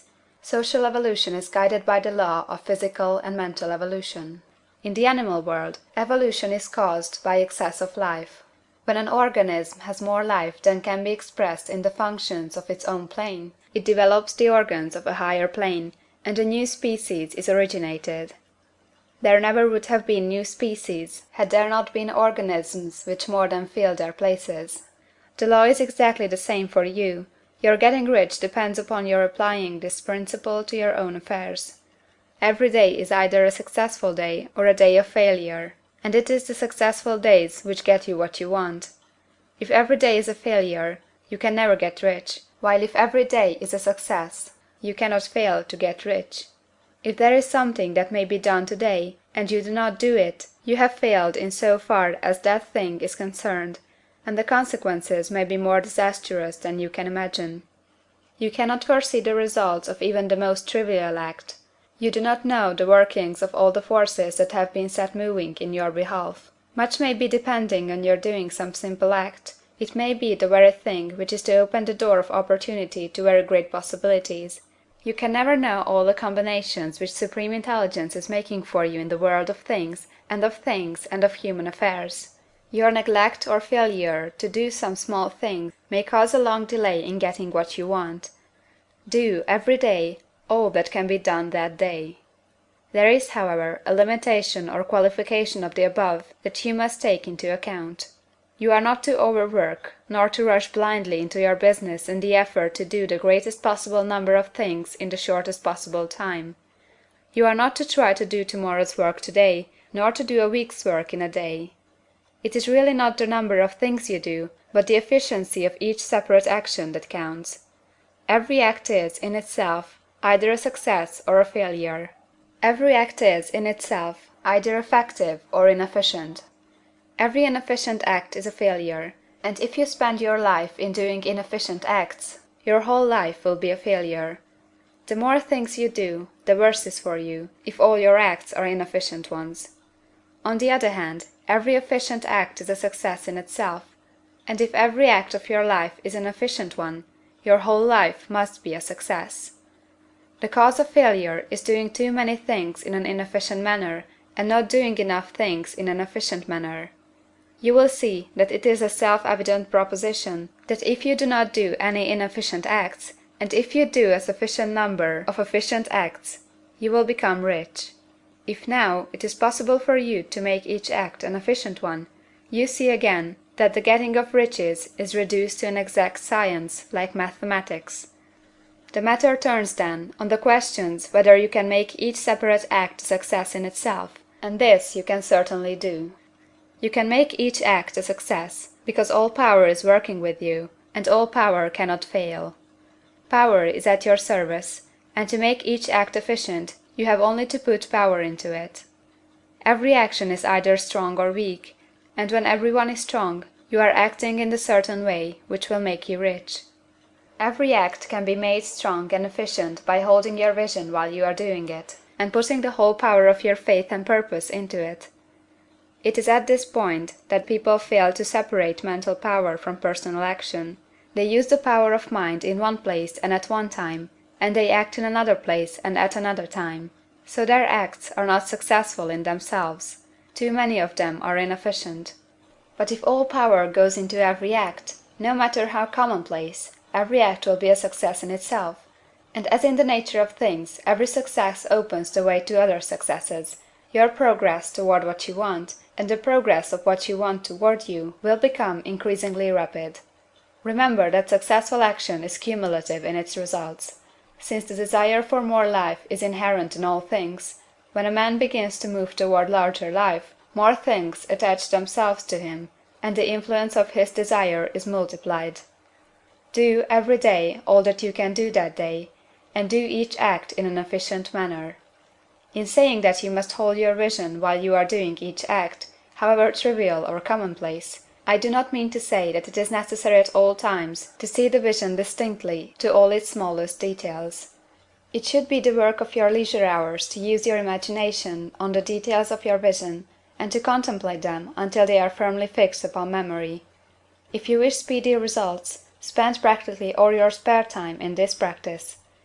By continuous contemplation you will get the picture of what you want, even to the smallest details, so firmly fixed upon your mind, and so completely transferred to the mind of formless substance, that in your working hours you need only to mentally refer to the picture to stimulate your faith and purpose, and cause your best effort to be put forth. Contemplate your picture in your leisure hours until your consciousness is so full of that you can grasp it instantly. You will become so enthused in its bright promises that the mere thought of it will call forth the strongest energies of your whole being. Let us again repeat our syllabus, and by slightly changing the closing statements, bring it to the point we have now reached. There is a thinking stuff from which all things are made, and which, in its original state, permeates, penetrates, and fills the interspaces of the universe. A thought, in this substance, produces the thing that is imaged by the thought. Man can form things in his thought, and, by impressing his thought upon formless substance, can cause the thing he thinks about to be created. In order to do this, man must pass from the competitive to the creative mind. He must form a clear mental picture of the things he wants, and do, with faith and purpose, all that can be done each day, doing each separate thing in an efficient manner.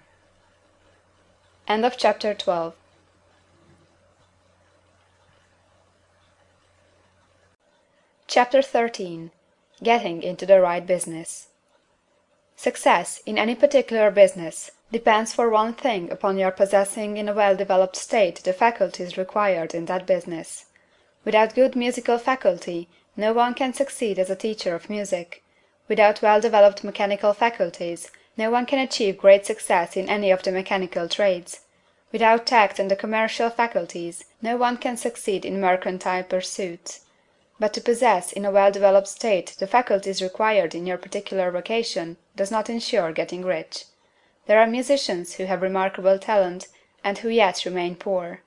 There are blacksmiths, carpenters, and so on who have excellent mechanical ability, but who do not get rich, and there are merchants with good faculties for dealing with men who nevertheless fail. The different faculties are tools. It is essential to have good tools, but it is also essential that the tools should be used in the right way. One man can take a sharp saw, a square, a good plane, and so on, and build a handsome article of furniture. Another man can take the same tools and set to work to duplicate the article, but his production will be a botch. He does not know how to use good tools in a successful way. The various faculties of your mind are the tools with which you must do the work which is to make you rich. It will be easier for you to succeed if you get into a business for which you are well equipped with mental tools. Generally speaking, you will do best in that business which will use your strongest faculties, the one for which you are naturally best fitted. But there are limitations to this statement also. No man should regard his vocation as being irrevocably fixed by the tendencies with which he was born. You can get rich in any business, for if you have not the right talent, you can develop that talent. It merely means that you will have to make your tools as you go along, instead of confining yourself to the use of those with which you were born. It will be easier for you to succeed in a vocation for which you already have the talents in a well-developed state, but you can succeed in any vocation, for you can develop any rudimentary talent, and there is no talent of which you have not at least the rudiment. You will get rich most easily in point of effort if you do that for which you are best fitted, but you will get rich most satisfactory if you do that which you want to do. Doing what you want to do is life, and there is no real satisfaction in living if we are compelled to be forever doing something which we do not like to do, and can never do what we want to do. And it is certain that you can do what you want to do. The desire to do it is proof that you have within you the power which can do it. Desire is a manifestation of power. The desire to play music is the power which can play music seeking expression and development. The desire to invent mechanical devices is the mechanical talent seeking expression and development. Where there is no power, either developed or undeveloped, to do a thing, there is never any desire to do that thing, and where there is strong desire to do a thing, it is certain proof that the power to do it is strong, and only requires to be developed and applied in the right way. All things else being equal, it is best to select the business for which you have the best developed talent, but if you have a strong desire to engage in any particular line of work, you should select that work as the ultimate end at which you aim. You can do what you want to do, and it is your right and privilege to follow the business or avocation which will be most congenial and pleasant. You are not obliged to do what you do not like to do, and you should not do it except as the means to bring you to the doing of the thing you want to do. If there are past mistakes whose consequences have placed you in an undesirable business or environment, you may be obliged for some time to do what you do not like to do, but you can make the doing of it pleasant by knowing that it is making it possible for you to come to the doing of what you want to do. If you feel that you are not in the right vocation, do not act too hastily in trying to get into another one. The best way generally to change business or environment is by growth. Do not be afraid to make a sudden and radical change if the opportunity is presented, and you feel after careful consideration that it is the right opportunity. But never take sudden or radical action when you are in doubt as to the wisdom of doing so. There is never any hurry on the creative plane, and there is no lack of opportunity.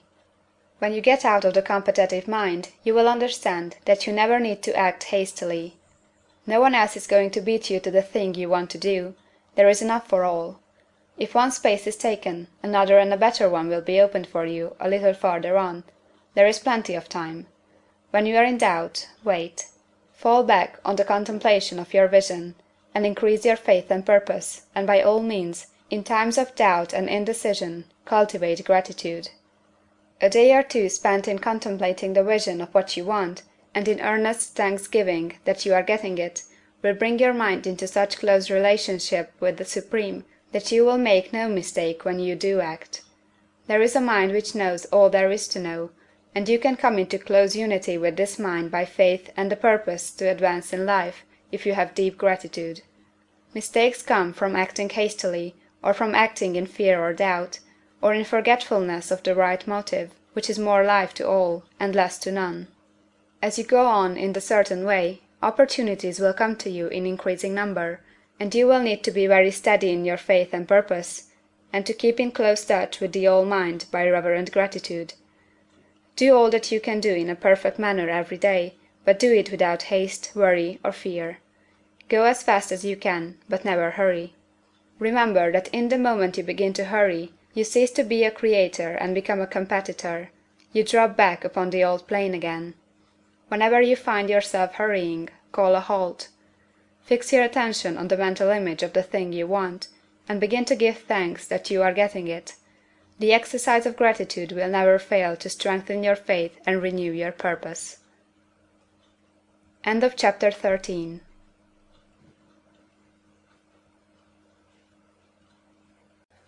Chapter 14. The Impression of Increase. Whether you charge your vocation or not, your actions for the present must be those pertaining to the business in which you are now engaged. You can get into the business you want by making constructive use of the business you are already established in, by doing your daily work in a certain way. And in so far as your business consists in dealing with other men, whether personally or by letter, the key thought of all your efforts must be to convey their minds the impression of increase. Increase is what all men and all women are seeking. It is the urge of the formless intelligence within them, seeking fuller expression. The desire for increase is inherent in all nature. It is the fundamental impulse of the universe. All human activities are based on the desire for increase. People are seeking more food, more clothes, better shelter, more luxury, more beauty, more knowledge, more pleasure. Increase in something, more life. Every living thing is under this necessity for continuous advancement. Where increase of life ceases, dissolution and death set in at once. Man instinctively knows this, and hence he is forever seeking more. This law of perpetual increase is set forth by Jesus in the parable of the talents. Only those who gain more retain any. From him who hath not shall be taken away even that which he hath. The normal desire for increased wealth is not an evil or a reprehensible thing. It is simply the desire for more abundant life. It is aspiration. And because it is the deepest instinct of their natures, all men and women are attracted to him who can give them more of the means of life. In following the certain way as described in the foregoing pages, you are getting continuous increase for yourself, and you are giving it to all with whom you deal. You are a creative center, from which increase is given off to all. Be sure of this, and convey assurance of the fact to every man, woman, and child with whom you come in contact. No matter how small the transaction, even if it be only the selling of a stick of candy to a little child, put into it the thought of increase, and make sure that the customer is impressed with the thought. Convey the impression of advancement with everything you do, so that all people shall receive the impression that you are an advancing man, and that you advance all who deal with you. Even to the people whom you met in a social way, without any thought of business, and to whom you do not try to sell anything, give the thought of increase. You can convey this impression by holding the unshakable faith that you, yourself, are in the way of increase, and by letting this faith aspire, fill, and permeate every action. Do everything that you do in a firm conviction that you are an advancing personality, and that you are giving advancement to everybody. Feel that you are getting rich, and that in doing so you are making others rich, and conferring benefits on all. Do not boast or brag of your success, or talk about it unnecessarily. True faith is never boastful. Wherever you find a boastful person, you find one who is secretly doubtful and afraid. Simply feel the faith, and let it work out in every transaction. Let every act and tone and look express the quiet assurance that you are getting rich, that you are already rich. Words will not be necessary to communicate this feeling to others. They will feel the sense of increase when in your presence, and will be attracted to you again. You must so impress others that they will feel that in associating with you they will get increase for themselves. See that you give them a use of value greater than the cash value you are taking from them. Take an honest pride in doing this, and let everybody know it, and you will have no lack of customers. People will go where they are given increase, and the Supreme, which desires increase in all and which knows all, will move toward you men and women who have never heard of you. Your business will increase rapidly, and you will be surprised at the unexpected benefits which will come to you. You will be able from day to day to make larger combinations, secure greater advantages, and to go on into a more congenial vocation if you desire to do so. But in doing all this, you must never lose sight of your vision of what you want, or your faith and purpose to get what you want. Let me here give you another word of caution in regard to motives. Beware of the insidious temptation to seek for power over other men. Nothing is so pleasant to the unformed or partially developed mind as the exercise of power or domination over others. The desire to rule for selfish gratification has been the curse of the world. For countless ages kings and lords have drenched the earth with blood in their battles to extend their dominions.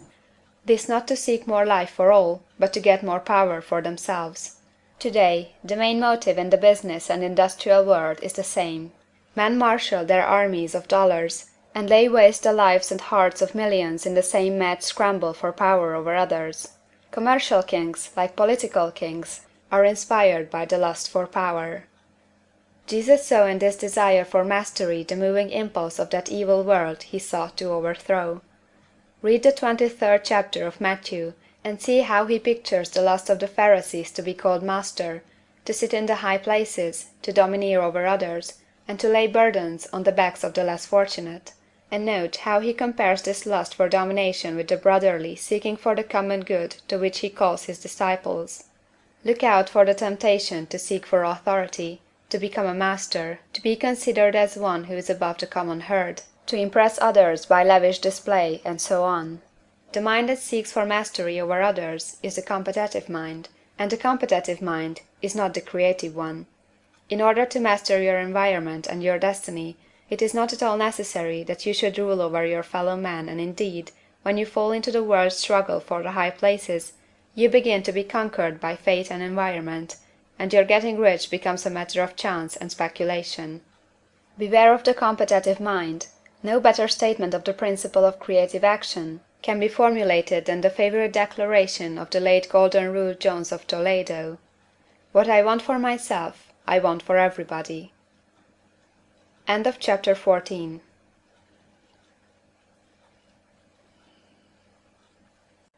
Chapter 15. The Advancing Man. What I have said in the last chapter applies as well to the professional man and the wage earner as to the man who is engaged in mercantile business. No matter whether you are a physician, a teacher, or a clergyman, if you can give increase of life to others and make them sensible of the fact, they will be attracted to you, and you will get rich.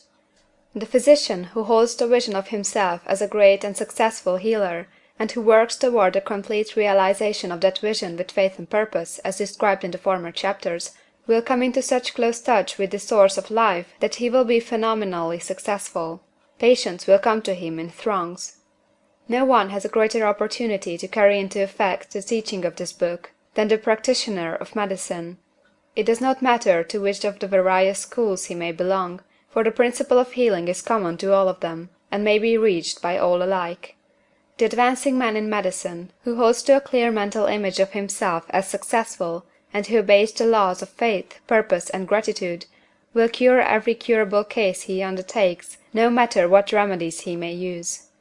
In the field of religion, The world cries out for the clergyman who can teach his hearers the true science of abundant life. He who masters the details of the science of getting rich, together with allied sciences of being well, of being great, and of winning love, and who teaches these details from the pulpit, will never lack for a congregation. This is the gospel that the world needs. It will give increase of life, and men will hear it gladly, and will give liberal support to the man who brings it to them. What is now needed is the demonstration of science of life from the pulpit. We want preachers who can not only tell us how, but who in their own persons will show us how. We need the preacher who will himself be rich, healthy, great, and beloved, to teach us how to attain these things, and when he comes he will find a numerous and loyal following. The same is true for the teacher who can inspire the children with the faith and purpose of the advancing life. He will never be out of a job. And any teacher who has this faith and purpose can give it to his pupils. He cannot help giving it to them if it is a part of his own life and practice. What is true of the teacher, preacher, and physician is true of the lawyer, dentist, real estate man, insurance agent, of everybody. The combined mental and personal action I have described is infallible. It cannot fail. Every man and woman who follows these instructions steadily, perseveringly, and to the letter will get rich. The law of the increase of life is as mathematically certain in its operation as the law of gravitation. Getting rich is an exact science. The wage earner will find this as true of his case as of any of the others mentioned. Do not feel that you have no chance to get rich because you are working where there is no visible opportunity for advancement, where wages are small and the cost of living high.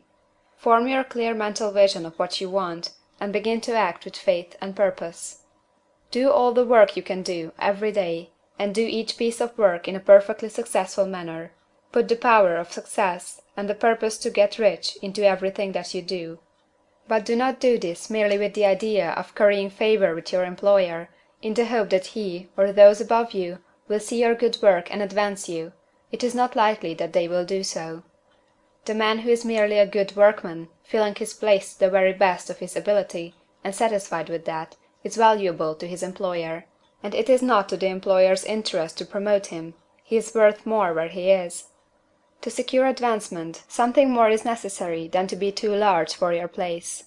The man who is certain to advance is the one who is too big for his place, and who has a clear concept of what he wants to be, who knows that he can become what he wants to be, and who is determined to be what he wants to be. Do not try to more than fill your present place with the view of pleasing your employer. Do it with the idea of advancing yourself.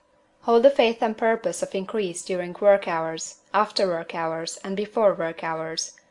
Hold it in such a way that every person who comes in contact with you, whether foreman, fellow workman, or social acquaintance, will feel the power of purpose radiating from you, so that everyone will get the sense of advancement and increase from you. Men will be attracted to you, and if there is no possibility for advancement in your present job, you will very soon see an opportunity to take another job. There is a power which never fails to present opportunity to the advancing man who is moving in obedience to law. God cannot help helping you if you act in a certain way. He must do so in order to help himself. There is nothing in your circumstances or the industrial situation that can keep you down. If you cannot get rich working for the Steel Trust, you can get rich on a 10-acre farm, and if you begin to move in a certain way, you will certainly escape from the clutches of the Steel Trust and get on to the farm or wherever else you wish to be. If a few thousands of its employees would enter upon the certain way, the Steel Trust would soon be in a bad plight.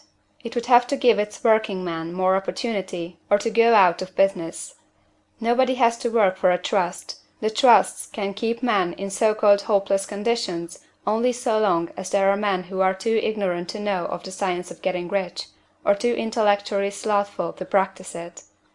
Begin this way of thinking and acting, and your faith and purpose will make you quick to see any opportunity to better your condition.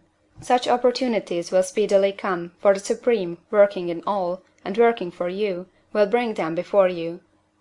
Do not wait for an opportunity to be all that you want to be. When an opportunity to be more than you are now is presented, and you feel impelled toward it, take it. It will be the first step toward a greater opportunity. There is no such thing possible in this universe as the lack of opportunities for the man who is living the advancing life. It is inherent in the constitution of the cosmos that all things shall be for him and work together for his good, and he must certainly get rich if he acts and thinks in the certain way. So let wage-earning men and women study this book with great care, and enter with confidence upon the course of action it prescribes. It will not fail. End of chapter 15.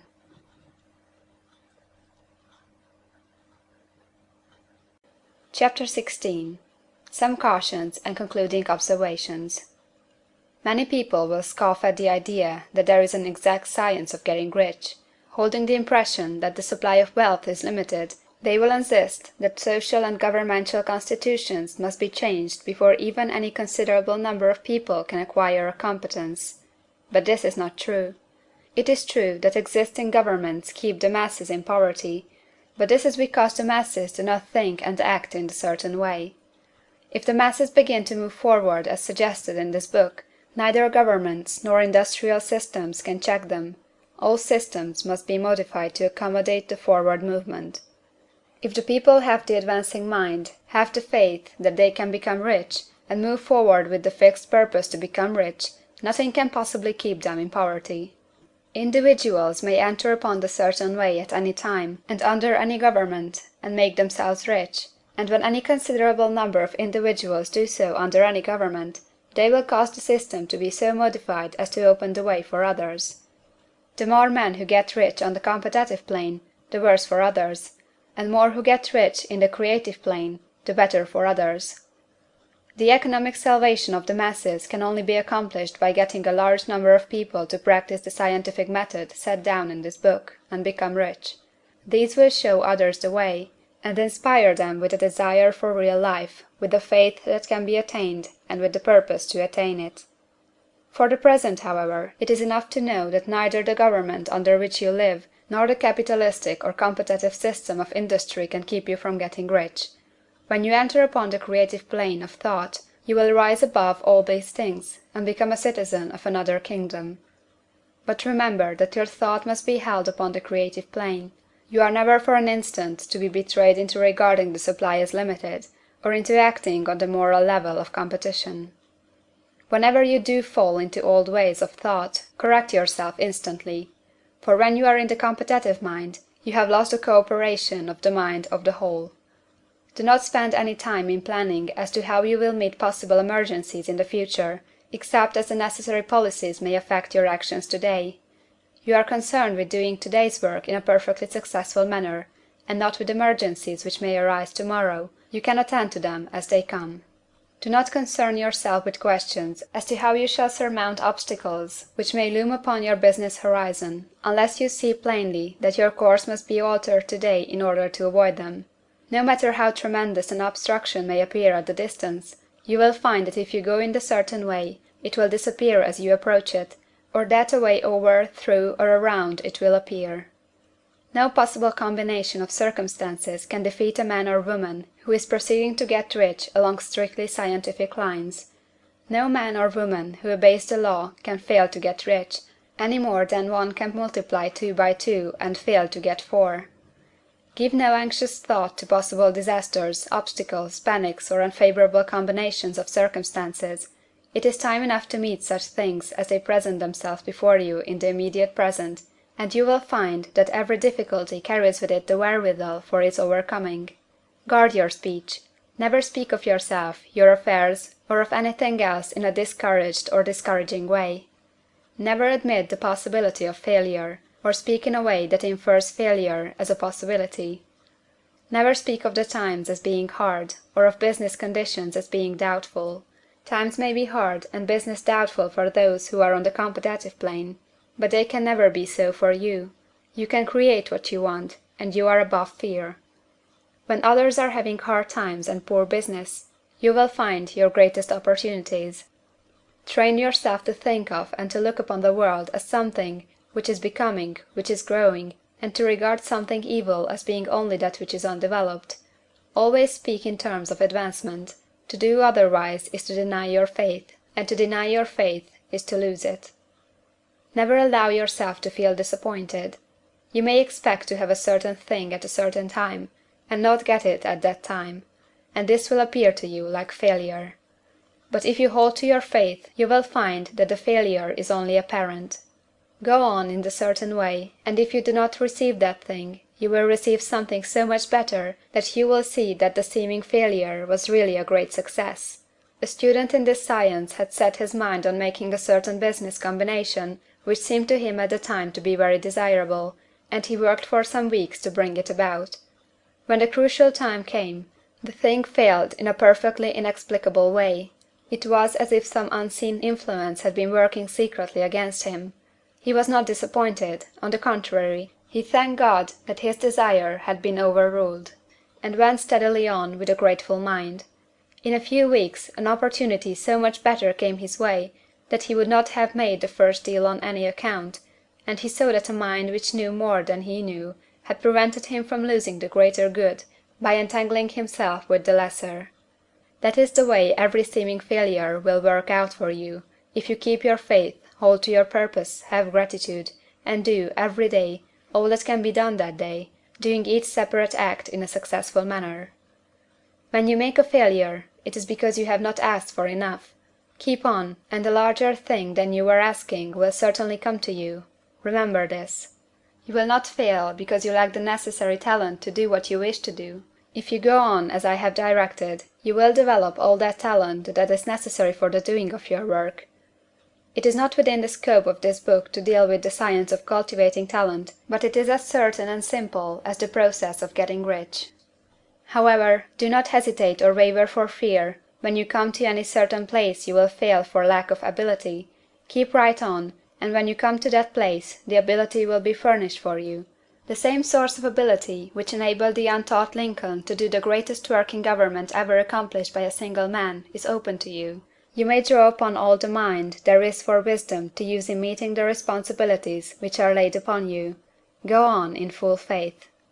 Study this book. Make it your constant companion until you have mastered all the ideas contained in it. While you are getting firmly established in this faith, you will do well to give up most recreations and pleasure, and to stay away from places where ideas conflicting with these are advanced in lectures or sermons. Do not read pessimistic or conflicting literature, or get into arguments upon the matter. Do very little reading, outside of the writers mentioned in the preface. Spend most of your leisure time in contemplating your vision, and in cultivating gratitude, and in reading this book.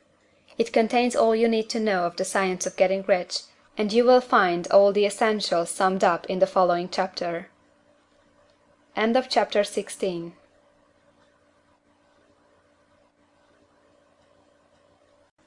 Chapter 17. Summary of the Science of Getting Rich. There is a thinking stuff from which all things are made, and which, in its original state, permeates, penetrates, and fills the interspaces of the universe.